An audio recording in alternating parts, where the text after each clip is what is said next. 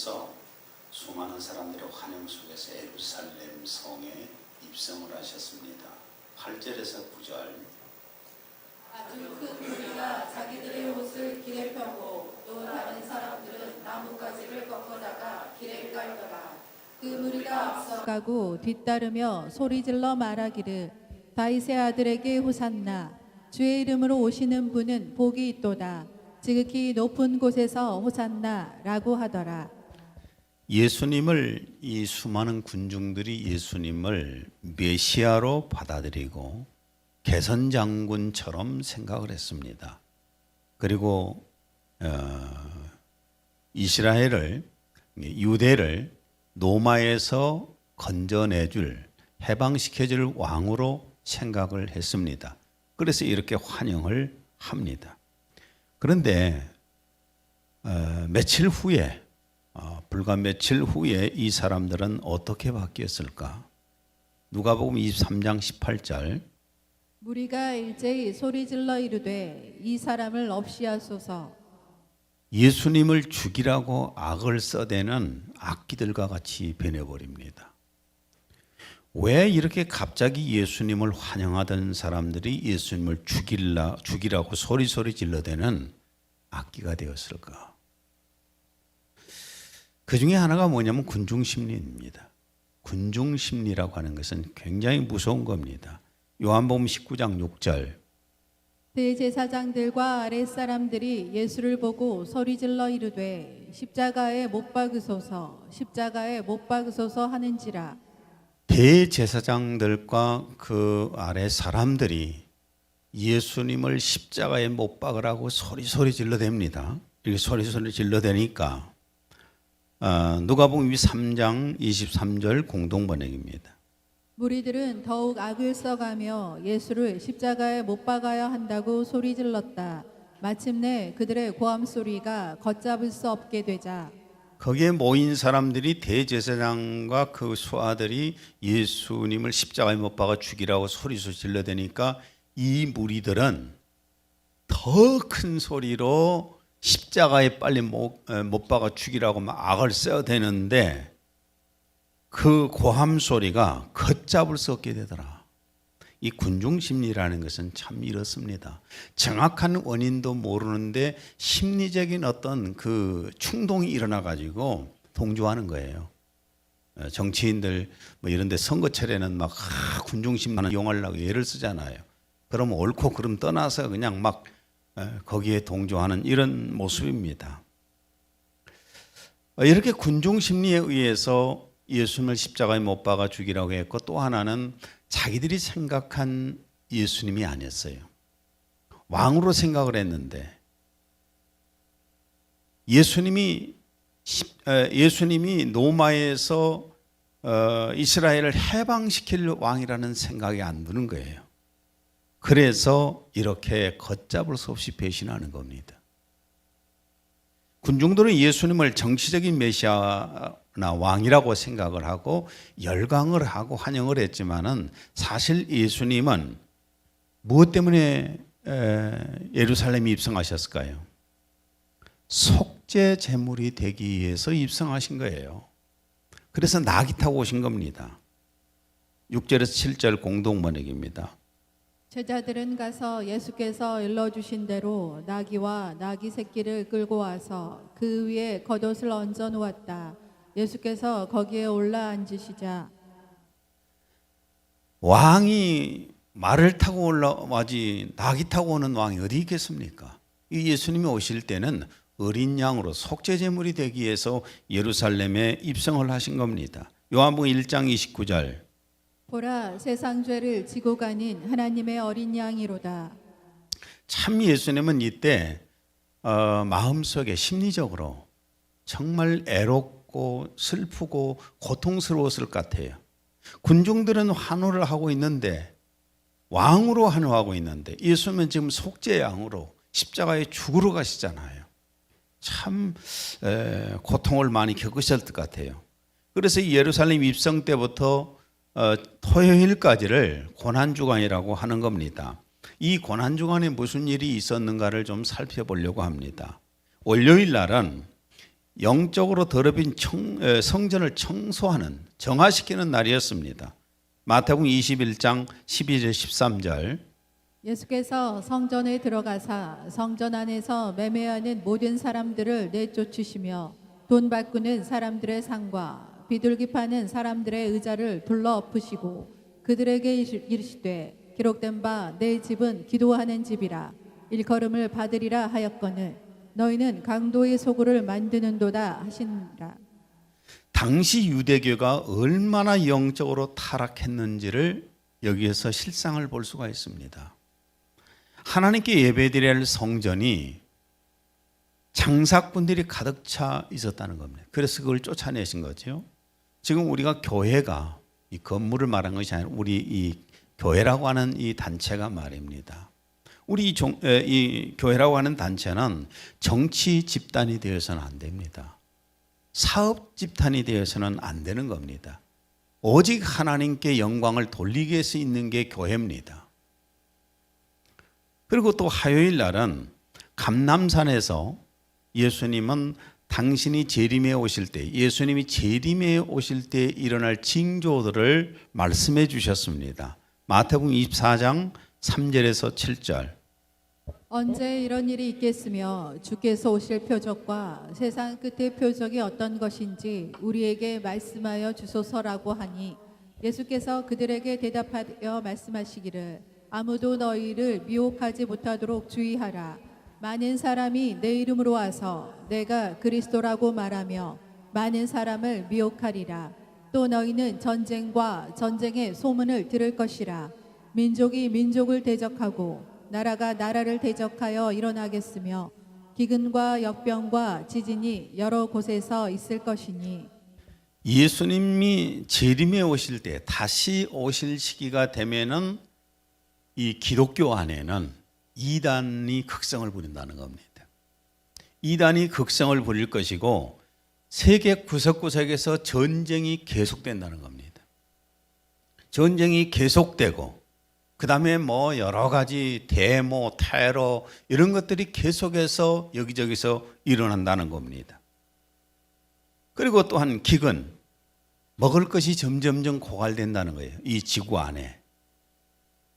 그 다음에 또한 역병, 코로나 같은 뭐 동물에게 있는 무슨 뭐 이런 병들 이런 것들처럼 엄청나게 이 전염병이 기승을 부리게 된다는 겁니다. 그 다음에 지진이 예전과 비교해서 지진이 너무 자주 일어난다는 겁니다. 뭐 오늘 아침에 뉴스도 보니까 지진이 일어났더만. 그런데 지금의 현상이 딱 이런 징조인 것 같아요. 예수님 오실 시기가 다 된 그런 징조입니다. 물론 이건 나중에 제가 자세하게 한번 설교를 하겠습니다. 마태복음 24장 42절 44절. 그러므로 깨어 있으라. 어느 날에 너희 주가 임할는지 너희가 알지 못함이니라. 너희도 준비하고 있으라. 생각하지 않은 때에 인자가 오리라. 화요일 날 이 말씀을 예수님의 재림 징조들을 말씀해 주셨어요. 그리고 수요일 날은 사랑을 많이 받았던 그런 예수님의 모습도 있었고 사랑하는 제자한테 배신을 당하는 그런 모습도 보여줍니다. 요한복음 12장 3절. 마리아는 지극히 비싼 향유 곧 순전한 나드 한 근을 가져다가 예수의 발에 붓고 자기 머리털로 그의 발을 닦으니 향유 냄새가 집에 가득하더라. 마리아는 나사로의 동생입니다. 오라버니를 살려준 것 때문에 너무 감사해서 그 잔치를 하는 데에서 향유를 가지고 나와서 그 나드 한 근을 뭐 이걸 이제 계산을 하면 노동자 한 300일 노동 품삯인데 이것을 예수님에게 부어드리고 자기의 머리카락으로 닦아드리고 그래서 온 그 집안에 향기가 가득했다고 이렇게 기록하고 있습니다. 우리도 내 자신의 가장 소중한 것으로 예수님을 기쁘게 해드렸으면 좋겠어요. 그리고 이 가룟 유다가 예수님의 12제자 중에 한 명이었던 이 가룟 유다가 예수님을 팔아먹었습니다. 배신했습니다. 얼마나 이 슬픔과 고통을 겪었겠습니까? 마가복음 14장 10절에서 11절. 12 중에 하나인 가룟 유다가 예수를 넘겨주려고 대제사장들에게 가매 그들이 듣고 기뻐하여 돈을 주기로 약속하니 유다가 예수를 어떻게 넘겨줄까 하고 그 기회를 찾더라. 사랑해서 택한 12명의 제자 가운데 한 명이 이렇게 배신하고 갔을 때 예수님이 얼마나 그 마음이 슬프고 힘들으셨겠는가 이런 생각도 해봅니다. 또 목요일 날은 성만찬을 했었고 겟세마네 동산에서 기도하신 날이었습니다. 마태복음 26장 26절에서 28절 그들이 먹을 때에 예수께서 떡을 가지사 축복하시고 떼어 제자들에게 주시며 이르시되 받아서 먹으라 이것은 내 몸이니라 하시고 또 잔을 가지사 감사 기도하시고 그들에게 주시며 이르시되 너희가 다 이것을 마시라 이것은 죄 사함을 얻게 하려고 많은 사람을 위하여 흘리는 바 나의 피 곧 언약의 피니라. 목요일 날 이렇게 예수님은 제자들을 데리시고 마지막 그 최후의 만찬을 하십니다. 떡을 떼서 주시면서 이것은 내가 십자가에서 못 박아 죽을 내 몸을 의미하는 것이고 잔을 포도주를 나누면서 이것은 너희를 위해서 흘릴 언약의 피를 의미하는 것이다. 이 말씀을 하셨습니다. 그리고 십자가에서 죽음을 앞두고 겟세마네 동산에서 아버지께 기도하셨습니다. 누가복음 22장 42절에서 44절. 아버지여 만일 아버지의 뜻이거든 이 잔을 내게서 옮기시옵소서. 그러나 내 원대로 마시옵고 아버지의 원대로 되기를 원하나이다 하시니 천사가 하늘로부터 예수께 나타나 힘을 더하더라. 예수께서 힘쓰고 애써 더욱 간절히 기도하시니 땀이 땅에 떨어지는 핏방울같이 되더라. 땀이 여기서 핏방울 떨어지듯이 막 떨어질 정도로 그렇게 힘쓰고 애써서 기도했다면은 지금 목숨 건 기도잖아요. 이런 기도는 하나님이 늘 받으신 건 사실이에요. 이 정도 기도했을 때 하나님이 외면하지 않습니다. 이 기간 동안에 하나님 앞에 좀 힘쓰고 있어서 기도하시기를 바랍니다. 금요일 날은 예수님 생애 최고의 고난의 날이었습니다. 목요일 저녁에 대제사장들이 보낸 무리에게 예수님이 잡히셨는데 마태복음 26장 47절 12 중에 하나인 유다가 왔는데 대제사장들과 백성의 장로들에게서 파송된 큰 무리가 칼과 몽치를 가지고 그와 함께 하였더라.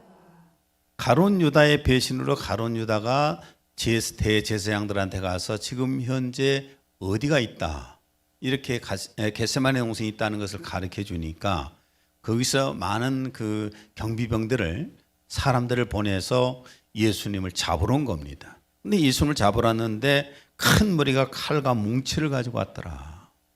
나무 뭉치, 몽둥이를 가지고 왔더라. 마태복음 26장 51절에서 53절 예수와 함께 있던 자 중에 하나가 손을 펴 칼을 빼어 대제사장의 종을 쳐 그 귀를 떨어뜨리니 이에 예수께서 이르시되 내 칼을 도로 칼집에 꽂으라. 칼을 가지는 자는 다 칼로 망하느니라. 너는 내가 내 아버지께 구하여 지금 12군단 더 되는 천사를 보내시게 할 수 없는 줄로 아느냐. 예수님 옆에 있던 칼로 누구 귀를 잘랐다고 그러는데 이 귀를 자른 사람이 누구냐면 베드로입니다. 다른 복음서에 보면은 귀가 잘린 사람이 누구냐면은 대제사장의 종이었던 말구입니다. 귀를 잘라버렸어요, 칼로. 그랬더니 예수님이 하시는 말씀이 칼을 사용하는 자는 무력을 쓰는 자는 무력으로 명한다. 그만둬라 하시고 나서 하시는 말씀이 너는 내가 내 아버지께 구하여서 지금 12군단 12 수천 명의 천사들을 내가 데려올 수 있는 줄을 모르느냐 그 말이에요. 이 무슨 말씀이냐면은 내가 지금 잡혀가는 것은 스스로 잡혀가는 것이다. 힘이 없어서가 아니라 요한복음 10장 15절 18절 나는 양을 위하여 목숨을 버리노라. 이를 내게서 빼앗는 자가 있는 것이 아니라 내가 스스로 버리노라. 이렇게 예수님은 잡혀가셔서 이제 고난을 당하십니다.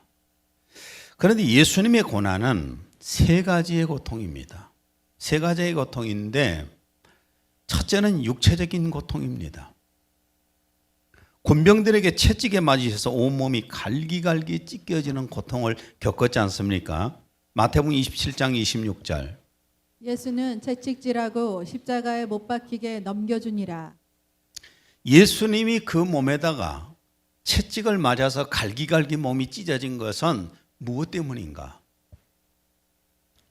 마태복음 8장 17절. 우리의 연약한 것을 친히 담당하시고 병을 짊어지셨도다. 우리의 연약한 것을 친히 담당하시고 병을 짊어지셨도다. 우리의 병값을 지불하신 겁니다. 베드로전서 2장 24절. 그가 채찍에 맞음으로 너희는 나음을 얻었나니. 자, 보십시오. 예수를 믿지 않는 사람들은 죽으면은, 불구로 죽으면은 불구입니다. 병으로 죽으면 병을 가지고 있습니다. 그러지만은, 자, 우리 크리스찬들은, 예수 믿는 크리스찬들은 그 사람이 죽으면 그 혼이 건강합니다. 예수님이 이미 다 병값을 지불했기 때문에 이미 혼은, 크리스찬들은 혼이 건강해요. 불구가 없어요. 병이 없어요. 그런데 이제 이런 것을 믿음이 강하게 나타날 때에는 그 효과가 육체로도 나타나잖아요. 육체에 병든 사람들이 그 질병에서 노인받는 경우들이 많이 있지 않습니까? 오늘도 여러분에게 믿음이 강하게 나타나서 몸에 있는 질병들이 치유되기를 바랍니다. 예수님의 몸이 십자가에 못 박혀서 죽으신 또 고통을 금요일 날 겪으셨지요. 마가복음 15장 21절. 마침 알렉산더와 루포의 아버지인 구레네 사람 시몬이 시골로부터 와서 지나가는데 그들이 그를 억지로 같이 가게 하여 예수의 십자가를 지우고 온 몸에 채찍을 맞아서 갈기갈기 찢겨진 상태에서 그 십자가를, 무거운 십자가를 어깨 메고 골고다를 올라가는데 얼마나 힘들었겠어요. 자꾸 넘어지니까 지나가던 시몬을 데려다가, 그러네 시몬을 데려다가 대신 치고 가게 했다는 겁니다. 이게 얼마나 고통스러운 시간들이었습니까? 그리고 군병들이 조롱하고 가시관을 엮어서 머리에다가 가시관을 씌웠어요. 마태복음 27장 29절. 가시관을 엮어 그 머리에 씌우고 이렇게 된 상태로 골고다 언덕까지 올라가서 그 언덕에서 예수님의 팔과 예수님의 손과 다리에다가 대못을 박았지요. 큰 못을 박아서 십자가에다가 높이 달아맸습니다. 마가복음 15장 25절. 제3시가 되어 십자가에 못 박으니라. 유대 시간으로 제3시라 하면 아침 9시를 말합니다. 오전 9시입니다. 마가복음 15장 25절 33절. 제3시가 되어 십자가에 못 박으니라. 제9시까지 계속하더니 이거 오전 9시부터 제9시는 유대 시간으로 제9시는 우리 시간으로 제30 오후 3시입니다. 그러니까 6시간 동안을 십자가에 못 박혀서 피를 흘리는 그런 시간이었습니다. 마가복음 15장 33절 공동번역입니다. 낮 12시가 되자 온 땅이 어둠에 덮여 오후 3시까지 계속되었다. 낮 12시부터 오후 3시까지 3시간 동안을 해가 빛을 잃었어요. 빛을 만드신 창조주가 이런 고통 속에 있으니까 결국은 태양마저도 빛을 잃었다는 겁니다. 예수의 몸이 십자가에 못 박혀 피를 흘리신 죽으신 이유가 무엇인가? 우리 크리스찬들은 다 알지 않습니까? 마태복음 26장 26절. 그들이 먹을 때 예수께서 떡을 가지사 축복하시고 떼어 제자들에게 주시며 이르시되 받아서 먹으라 이것은 내 몸이니라 하시고 또 잔을 가지사 감사 기도하시고 그들에게 주시며 이르시되 너희가 다 이것을 마시라 이것은 죄 사함을 얻게 하려고 많은 사람을 위하여 흘리는 바 나의 피 곧 언약의 피니라. 로마서 3장 24절에서 25절 공동번역으로 또 읽습니다. 하나님께서는 그리스도 예수를 통해서 모든 사람을 죄에서 풀어주시고 당신과 올바른 관계를 가질 수 있는 은총을 거저 베풀어 주셨습니다. 그리스도를 믿는 사람에게는 죄를 용서해 주시려고 하나님께서 그리스도를 제물로 내어주셔서 피를 흘리게 하셨습니다. 이렇게 6시간 동안을 십자가에 못 박혀서 피를 흘리신 것은 우리의 죄를 용서해 주시려고 하셨다는 겁니다. 이 방법이 아니고는 우리의 죄를 용서할 수가 없으니까. 에베소 1장 7절 우리는 그리스도 안에서 그의 은혜의 풍성함을 따라 그의 피로 말미암아 속량 곧 죄사함을 받았느니라. 우리가 하나님 앞에서 지은 수많은 죄를 용서받기 위해서 속죄제물이 되시고 하나님과 우리 사이를 관계를 회복시키기 위해서 화목제물이 되셨습니다. 그래서 우리가 하나님 앞에 지금 이렇게 서 있을 수가 있지 않습니까?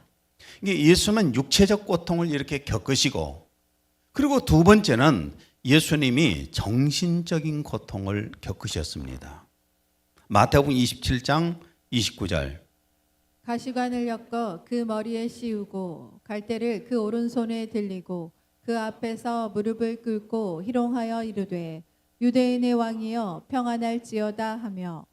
얼마나 인격적인 모독을 당하고 정신적인 괴롭힘을 당했습니까? 사람에게는 육체적인 고통보다는 정신적인 고통이 훨씬 더 힘듭니다. 물론 사람들은 육체적인 고통을 겪은 사람에게만 위로하잖아요. 고생하십니다. 위로하고 그러는데 정신적인 고통을 겪은 사람들에게는 별로 얘기 안 합니다. 눈이 안 보이니까. 그런데 잘 보십시오. 육체적인 고통을 겪은 사람들보다도 정신적인 고통을 겪은 사람이 자살할 확률이 높지 않습니까? 왜요? 고통이 더 심하니까. 제 경우도 그러더라고요. 육체가 어디가 아팠다. 그럼 오히려 정신이 맑아져요. 또 사평에 가서 막 땅 파고 이렇게 농사를 지어서 몸이 좀 아프다. 금방 회복돼요. 근데 정신적인 이 스트레스는요. 고통을 받고 나면은 회복이 안 돼요. 거의 안 돼요. 이 정신적인 그 충격 때문에 거의 무너져 버려요.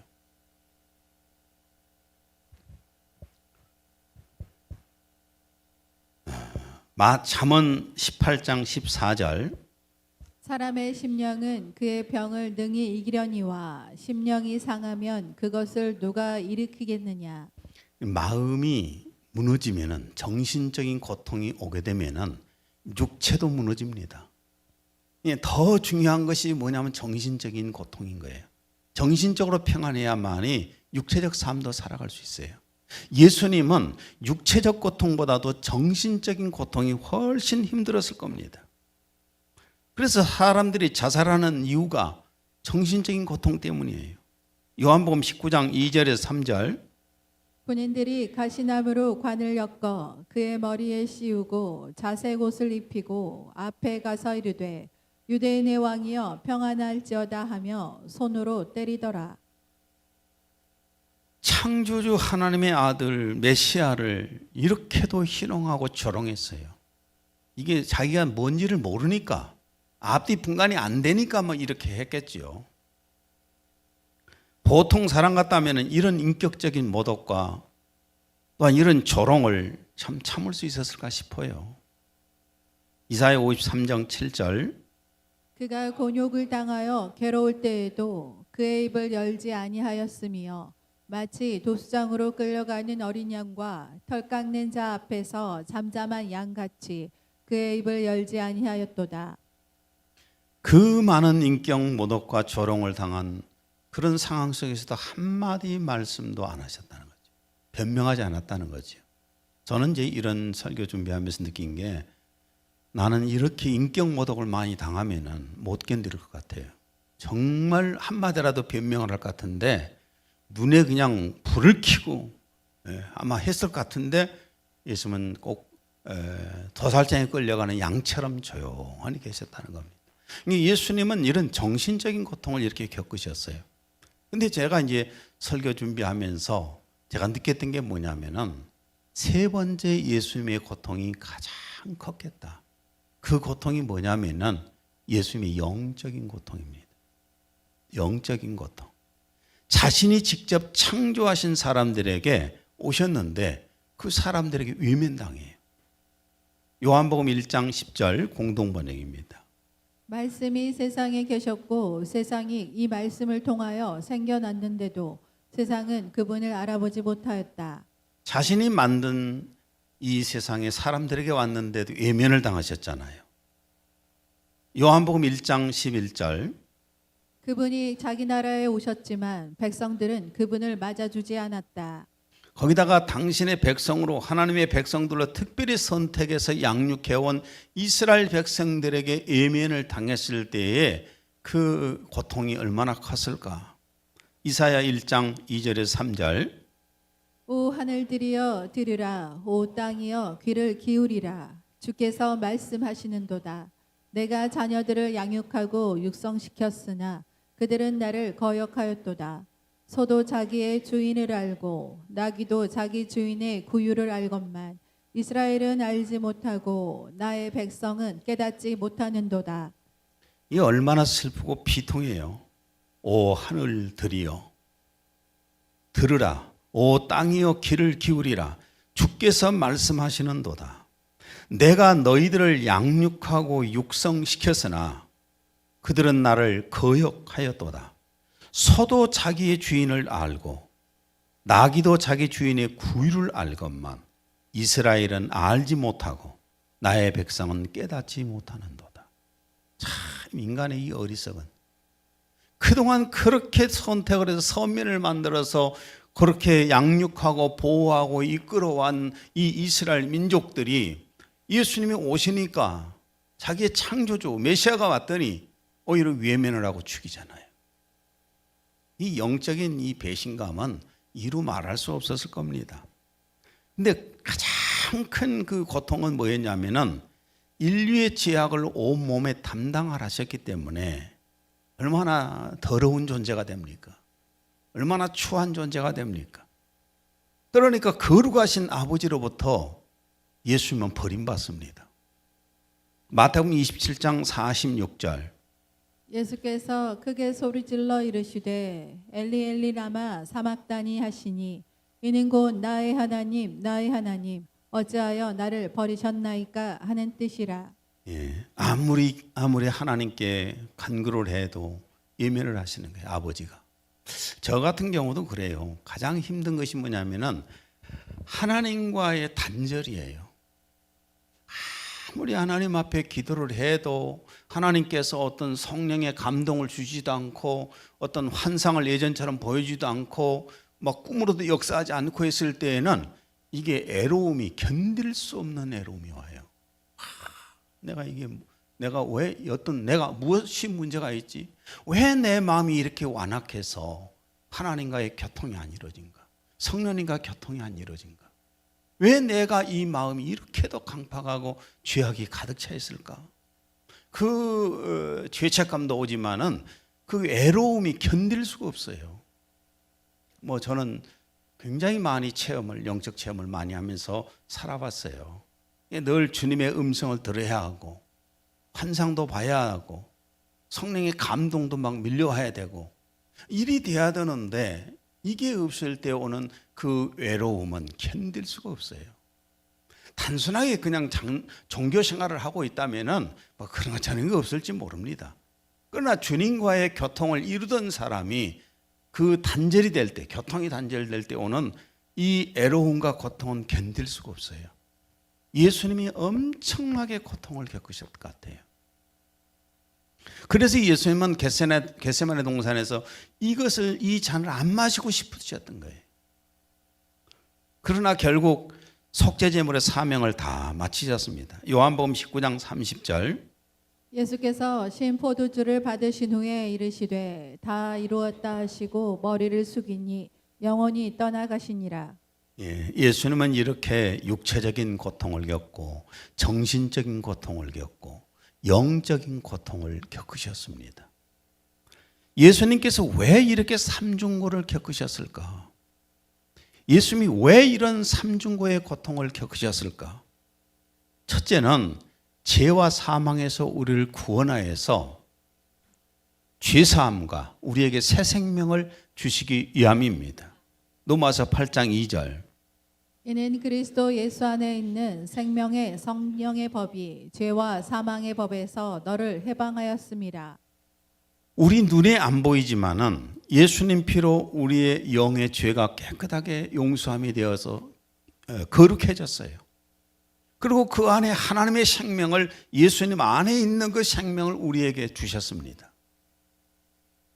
두 번째는 마귀로부터 해방시켜서 하나님의 자녀를 삼아서 천국의 시민을 만들어 주셨다는 겁니다. 사도행전 26장 18절 공동번역입니다. 그들의 눈을 뜨게 하여 그들을 어둠에서 빛으로 사탄의 세력에서 하나님께로 돌아가게 하겠다. 그리하여 나를 믿고 죄를 용서받아 성도들이 차지할 몫을 나누어 받게 하려는 것이다. 눈을 뜨게 하여서 어둠에서 빛으로 사탄의 세력에서 하나님께로 돌아가게 하였다. 그리고 하늘 유업을 받게 하셨다는 겁니다. 예수만 안 믿었으면 사탄의 앞잡이로 살았을 거 아닙니까? 귀신의 밥이 되었을 거 아닙니까? 그런데 지금은 하나님께로 돌아왔잖아요.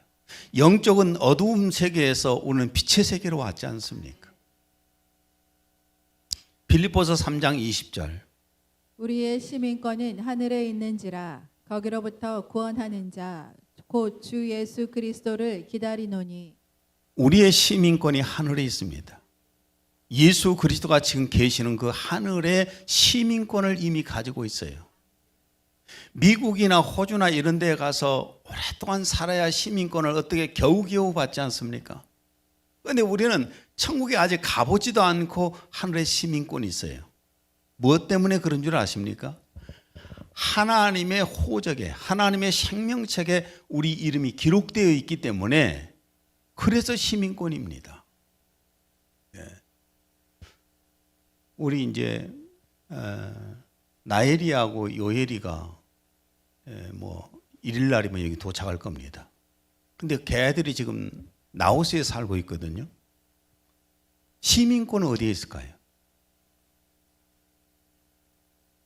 대한민국 시민권을 가지고, 국적을 가지고 있어요. 그 아이들이 거기서 살고 있어도 잘 모르시는 모양이에요. 뚱하네, 전부 표정들을 보니까. 뭔 그럴 수가 있냐고.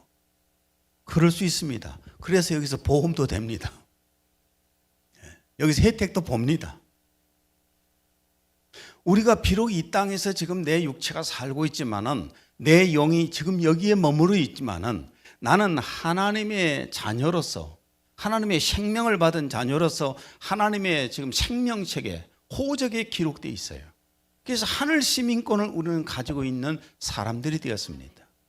그래서 예수님이 이렇게 삼중고를 겪으신 것은 이런 것들을 우리에게 주시기 위함이라는 겁니다. 마지막으로는 예수님이 삼중고를 겪으신 것은 이 세 가지의 고통을, 우리의 세 가지의 고통을 공감을 하면서 도와주기 위함입니다. 히브리서 4장 15, 16절. 우리에게 있는 대제사장은 우리의 연약함을 동정하지 못하실 리가 아니요 모든 일에 우리와 똑같이 시험을 받으시니로되 죄는 없으시니라. 그러므로 우리는 긍휼하심을 받고 때를 따라 돕는 은혜를 얻기 위하여 은혜의 보좌 앞에 담대히 나아갈 것이니라. 하나님 앞에 저는 예수님 이름으로 많이 이런 기도를 합니다. 주님, 제 육체가 아픕니다 했을 때는 육체 아픈 것을 예수님께서 이해하실 거예요. 난 아침에 여기 와서 기도하면서 그랬어요. 제가 열이 요즘 계속 올라와요. 얼굴이 지금 벌겁니다. 목도 안 좋고 머리도 그냥 어지러워요. 이런 상황 속에서 주님, 열을 좀 내려가게 해주세요. 아까 저기서 기도하고 있었어요. 근데 열이 많이 가라앉았어요. 그래서 오늘 설교하는데 지금 지장 없이 좀 하고 있는데, 얼굴은 아직도 벌걸 겁니다. 몸이 아프면 그 아픈 부위를 놓고 하나님 앞에 기도할 수 있는 것은 예수님이 연약하셨기 때문이에요. 그래서 그걸 이해하시기 때문에 우리를 고쳐주시는 겁니다. 그 다음에 또한 예수님이 정신적인 고통을 이루 말할 수 없이 많이 받으셨잖아요. 예수님이 3년 반 동안에 그 공생의 기간에도 보세요. 막 병 고쳐 죽어도 쫓겨다니고, 말씀 한마디 했다고 그냥 돌로 쳐 죽인다고 막 해서 쫓겨다니고, 배고픔도 같이 겪어보시고, 이게 정신적인 고통은 이루 말할 수 없이 많이 겪으신 거예요. 고난 주간에도 엄청나게 많이 정신적인 고통. 그래서 내가 겪는 그 정신적인 고통을 주님이 충분히 아시는 거예요. 그리고 내가 간구할 때 도와주셔요. 정말 힘들고 어려워서 정말 주저앉고 싶을 때에도 주님이 힘을 주셔서 일어날 수 있는 겁니다. 그 다음에 영적인 고통도 성령님과의 교통이 안 되어서 성령님과의 어떤 음성을 들을 수가 없고, 성령의 음성을 들을 수가 없고, 감동을 받을 수 없고, 뭐 환상도 안 보이고 막 할 때 오는 그 고적함, 이루 말할 수 없는 그 애로움, 이런 것들 속에 있을 때 주님 앞에 그럽니다. 주님, 저 정말 주님께 버려진 기분입니다. 신학적으로 잘 압니다. 말씀도 잘 압니다. 그러나 정말 주님이 제게 오셨다는 것을 늘 만나주지 않으면 저 굉장히 애롭습니다. 그때 주님이 저를 또 여러 가지로 만나주시기도 하고. 그러니까 주님은 육체적인 고통도 정신적인 고통도 영적인 고통도 아신다는 겁니다. 저는 이 고난주간에 오늘부터 시작이 되는데 여러분이 새벽에 여기까지 못 나오시겠죠. 못 나오실 분들은 못 나오시는, 오실 분이 있으면 오십시오. 그런데 새벽에 못 와도 집에서라도 기도하는 시간을 가졌으면 좋겠어요. 그리고 한 끼씩이라도 금식하면서 하나님 앞에 기도하고, 그리고 저녁이면 매일 밤 여기서 예배를 드리려고 합니다. 물론 장소는 카페에서 할 겁니다. 참석하여서 한 주간이라도 예배를 드렸으면 좋겠어요. 그래서 그 하나님의 그 아들을 내어주신 하나님의 그 크신 사랑과 은혜를 생각하고, 또 우리를 위해서 몸을 내어주신 예수님의 그 삼중고를 생각하면서 그 은혜를 더 체험하는 그런 계기가 되었으면 좋겠습니다. 기도합니다. 하나님 아버지, 오늘 이렇게 예수님의 고난에 대해서 말씀을 나눴습니다.